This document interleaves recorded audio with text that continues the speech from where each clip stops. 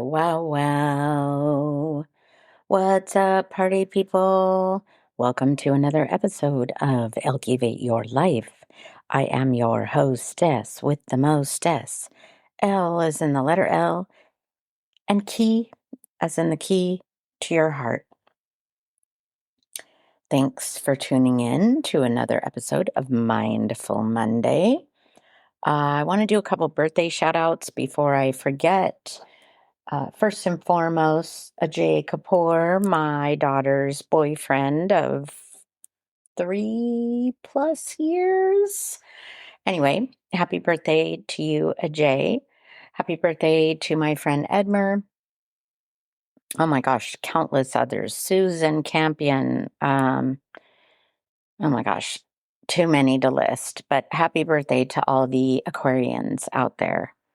You are the dreamers of the world, the doers, the entrepreneurs, all that. So shout out to the Aquarians. Hopefully you guys are doing something fun, exciting, romantic, whatever the case may be, depending on your status. Happy birthday. Okay, so on this Mindful Monday, I wanted to sort of revisit a couple of things before I forget. So, on my last podcast episode, which was Wisdom Wellness Wednesday, by the way, Mindful Monday, January 26th, as if you don't know the date, but just in case.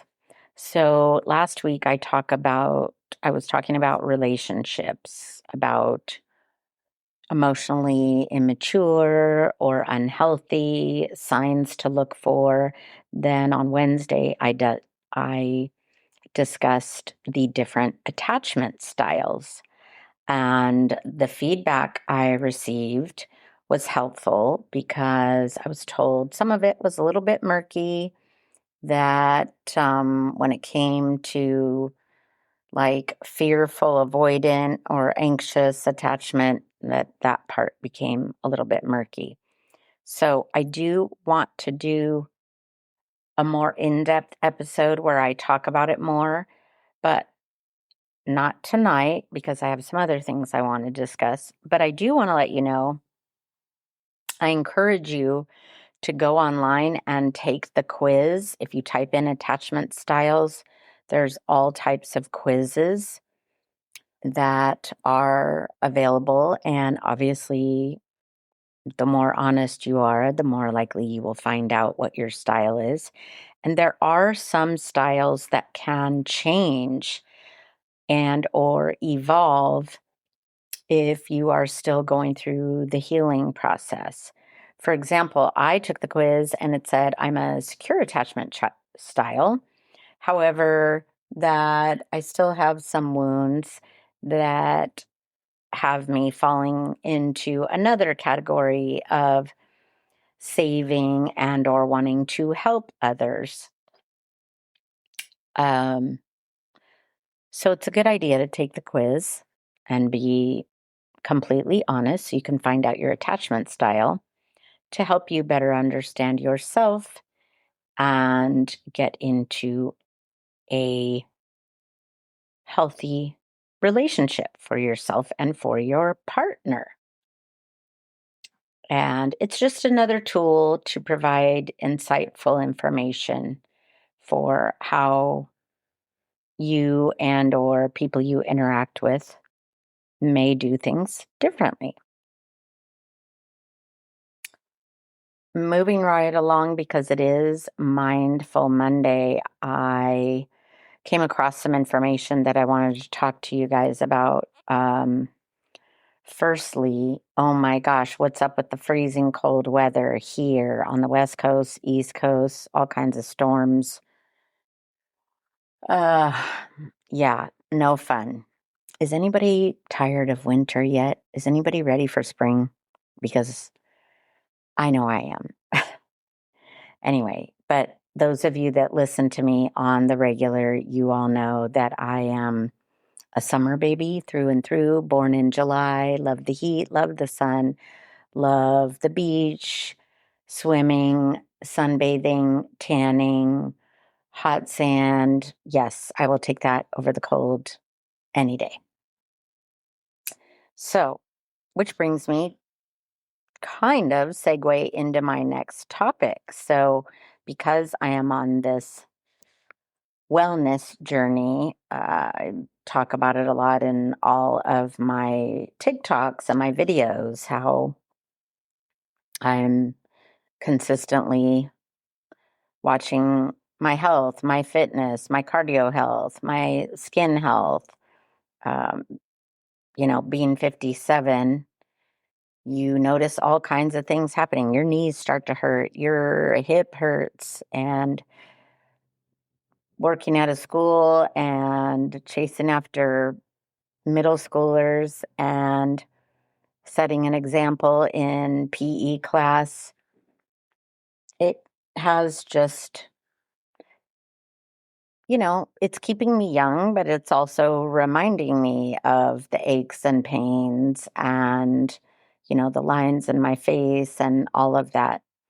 But also, I am always trying to be very aware of my food intake and my fitness journey. I've recently upped my fitness game. I guess for the past year, I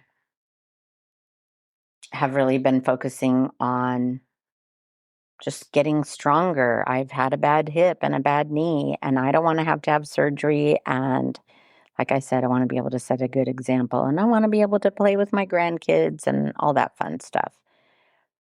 So, eating healthy, going to the gym, which I am not a gym rat. I just became a gym rat because I can't hike the hills that I used to. One, during the winter months, it's kind of hard when it's cold or wet or muddy, or having a hip and knee injury that I'm rehabilitating. It's not so easy. So I had to become a gym person. So the struggle is real, y'all. Anyway, so I was reading something in the Washington Post. Should you drink bottled water or tap? The answer may surprise you. If you're concerned about microplastics, PFAS, and lead, there are certain ways to make your drinking water safer. So the article talks about, I've been drinking bottled water, but now I'm worried about microplastics. What's the best choice for your health? And bottled water often feels like a healthier choice, but there's a problem, particularly if it's the only type of water you drink. Plastic. Last year, stunned by the mounting data on how often microplastics accumulate in the body, I stopped heating my food in plastic. Frozen microwavable vegetables. Now I steam them on my stovetop. Plastic food containers gone, replaced by a set of glass ones instead. But there was one other big source of plastic exposure I had thought less about, and that is plastic water bottles. While bottled water may reduce exposure to some contaminants, it may increase intake of microplastics. Microplastics are so widespread that the average American adult consumes or inhales in the ballpark of 100,000 particles annually, and heat is one of the most potent triggers of microplastic shedding. Experts estimate that people who drink only bottled water may be ingesting an additional 90,000 microplastics every year, compared to around 4,000 extra particles for people who rely solely on tap water. While the health risks are still being studied, I try to reduce my intake where I can. The irony is hard to miss. Many people choose bottled water for their health. 40% of Americans believe bottled water is safer than tap water and hope to avoid contaminants like lead or PFAS or forever chemicals, which are present in almost half the county's tap water. These concerns are especially important if your house uses private well water, which serve about 13% of the United States and isn't routinely tested or treated for contaminants like municipal water. Anyway, so Jill Calora, a spokesperson for the International Bottled Water Association, said in an email, the truth is microplastics are ubiquitous, and bottled water is just one of the thousands of food and beverage products, including soft drinks and juices, packaged in plastic. And she says that conclusions that drinking water is a major route for oral intake of micro and nanoplastics and are not justified based on the current science available. In addition, there are currently no certified testing methods and no scientific consensus on the potential health impacts of micro and nanoplastics. After talking to multiple experts about the data, what's known and what is still emerging, it's unclear that no water solution is entirely perfect. Some systems nicely address one problem, but aren't as great as mitigating others.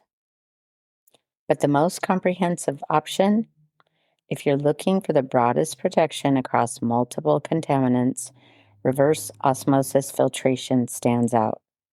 These systems are different from the common activated carbon pitcher filters many already own. Reverse osmosis filters force water through a semi-permeable membrane and have been shown to successfully filter microplastics, PFAs, and over 99% of lead. You can get a countertop system or under the sink option, depending on space and budget. The biggest problem is that reverse osmosis filters are also expensive. They cost anywhere from $150 to $600 up front. That's a real barrier for many households. But compared to a year's worth of individual plastic water bottles or at-home water delivery with plastic jugs, the investment may pay for itself within a year or two, while also cutting down on plastic waste. The cheaper, low-tech ways to make water healthier, even if a reverse osmosis filter isn't an option, there are practical ways to improve water safety without overhauling your life. So there's a senior research associate, University of Toronto, doesn't think people should sweat the very low amount of microplastics coming from their tap water and focus their energy elsewhere. Water treatment facilities already provide excellent removal of microplastics. He said in a recent study of 10 Canadian water treatment facilities that the group found that more than 97.5% of microplastics were removed during treatment. I'm not going to continue to read the actual article any more than I already have. I just wanted to share that with you because I am an avid water drinker, and I'll be honest, I hate bringing my thermoses to work and refilling them because they become heavy and I carry around multiple backpacks per day. One keeps all my kids' fidgets, all my students' fidgets, and school supplies if they need a pencil, a pen, an eraser, a whiteout, or whatever, Band-Aid, mask. And then my other one is usually my lunch stuff that I carry around because I sometimes take a breakfast break and then I have lunch and there's nowhere for me to put it unless I get to school earlier, which is a whole nother conversation. Anyway, and then I would still be having to go back and forth. But I found that interesting and I wanted to share that with you. They do recommend you get your well water tested. Don't drink bottled water that's been sitting in a hot car. If absolutely nothing else, consider making just this one tiny swap. Don't drink bottled water that's been out in a hot car. Remember, heat causes microplastics to leach onto the water. It's a quick way for those particles to multiply. What I want my patients to know when it comes to drinking water, it's a trade-off. Bottled water can reduce concerns about contaminants, but it may increase exposure to microplastics. Tap water is inexpensive and often well regulated, but it can contain PFAs or lead depending on where you live and how it's treated. Filters such as the kinds I suggest in this column can help, but they vary widely in what they remove. I guess it makes sense why they're switching to glass bottles, right? I think that would be something to look at and consider. Anyway, I hope that some of you find this helpful for all you water drinkers out there. And if you're not water drinkers, maybe I shared some Mindful Monday tips for you. I definitely think it's super important whenever I talk to my friends who are hungry or suffering a migraine or have poor digestion. I'm like, what's your water intake look like? Me, I drink about a gallon a day pretty religiously. I think the same goes for my husband, Mike Kaufman. That man is a frequent water drinker. I think that's one of the things that saves him from all his other health stuff that he may or may not be exposed to. He doesn't get as sick as I do, that's for sure. So maybe there's something to that. I don't know. Anyway, want to make sure that I talk about something else. So over the weekend, I went to a pop-up I saw on my TikTok and Instagram. My Instagram is Elkivate Podcast, and my TikTok is Elkivate Your Life. And I stumbled across this kettle corn guy by the name of Papo's, and it's Papo's _ Popco, and he does kettle corn, popcorn drizzles. It's a family built business. They do pop-ups. The ones that I have been following are in Castro Valley or Hayward, generally every Sunday, and they post their locations and times in their stories. And so I love a good kettle corn, and I wanted to go check out his business. And so I did. I visited, and they actually do bowls, which are great for if you're going to the movies or watching a game or, Netflix and chill at home, whatever the case may be. They have various different sizes. He also does cheddar popcorn in addition to kettle corn.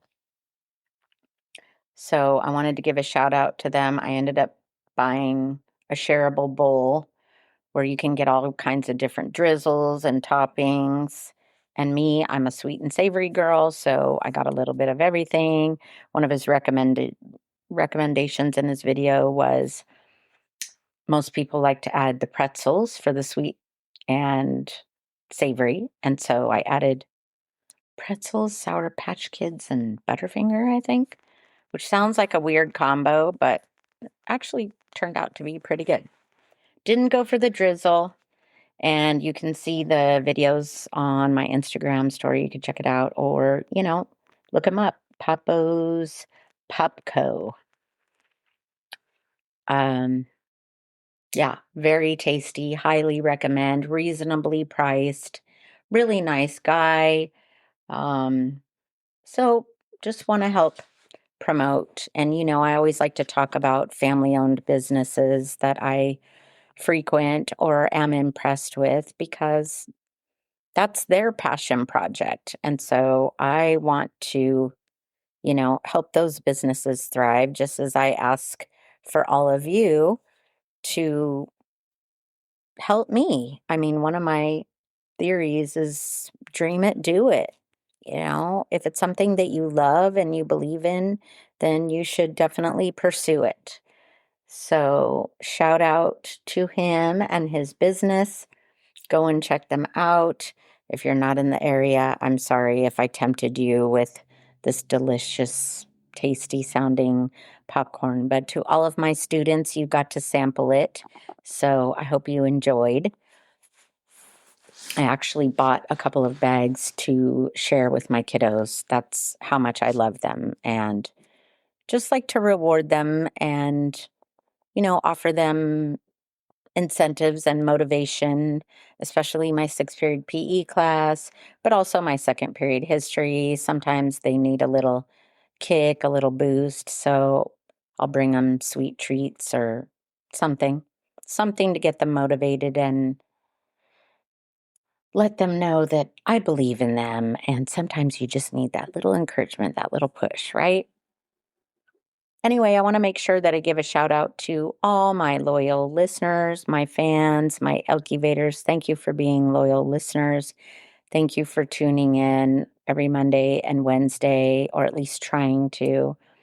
Thank you for your feedback, your comments. I always appreciate when people share their thoughts on my pod and or participate in the poll that I suggested last week. I will revisit the attachment styles and elaborate maybe on Wisdom Wellness Wednesday, maybe?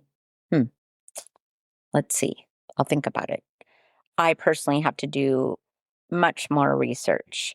I did a lot, but I want to do more so that I can better explain it to you, the different attachment styles, and elaborate on the different meanings.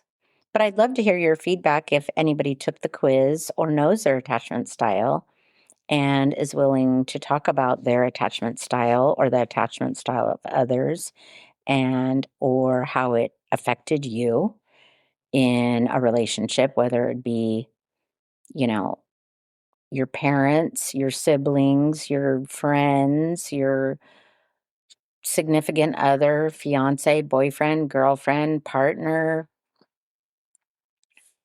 whatever, husband, wife. Would love to hear your feedback. So on that note, want to make sure I send a shout out to Mike Kaufman. Thank you for being a loyal subscriber. I appreciate you. He doesn't always comment, but he does definitely listen, and he tries to comment a little something, something. He's a man of few words when it comes to commenting on my podcast, but you know, he makes an effort. He tries. He comes up with stuff. So thank you. Shout out to Kyle Few. Commitment to Love, Love is a Verb can be found on Amazon. It's an Audible and it's a book on commitment to love. Mister, you should really consider listening to this. I already have it on my Audible and have listened to it and followed it and found it to be very informative, very interesting, very insightful. So thank you to Kyle Few for being a loyal subscriber to me. Moving on to Creative Kara. Creative Kara, lovemyartist.com. You can find her lovemyartist.etsy.com, but now she wants you to use her linked tree, which you can find in my podcast description. And yes, she has everything on her pages from, oh my gosh, paintings, cooking, creating ornaments for every occasion, um, clothing, shoes, boots, video montages, songs for every occasion. I mean, the girl has got something for everyone. So definitely check out her linked tree at Love My Artist. And like I said, you can find her link in the podcast description. It's always there. Shout out to Angie Germer, Thrive Lavelle. Angie, hope you're doing better. Hope your health stuff has improved. I know you lost a lot of weight and the struggle is real, girlfriend. I do understand it. And it is harder as we get older. Things come up and we have to pivot and find ways to get healthy. So I pray that you're feeling better. Lisa Roberts Curbello, thank you for being a loyal subscriber. Appreciate you. Hope to see you out on the town in the near future.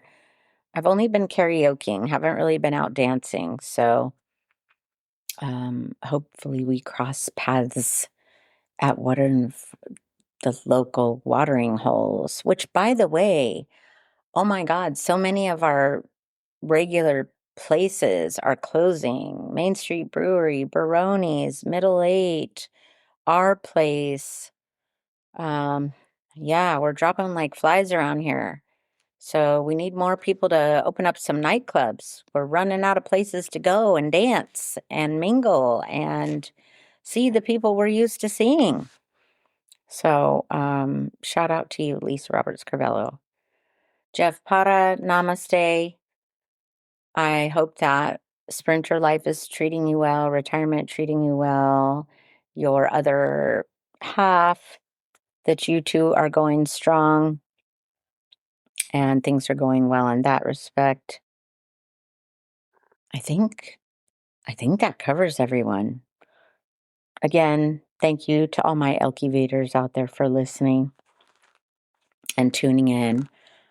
And please remember to like, comment, and feel free to share if it doesn't strike a chord with you. Maybe you know somebody that could benefit from this helpful information that I talked about today or in one of my other podcasts. But yes, if you can remember to like and comment, it helps the algorithm and it helps me. So thank you so much. Thanks for tuning in and ciao for now.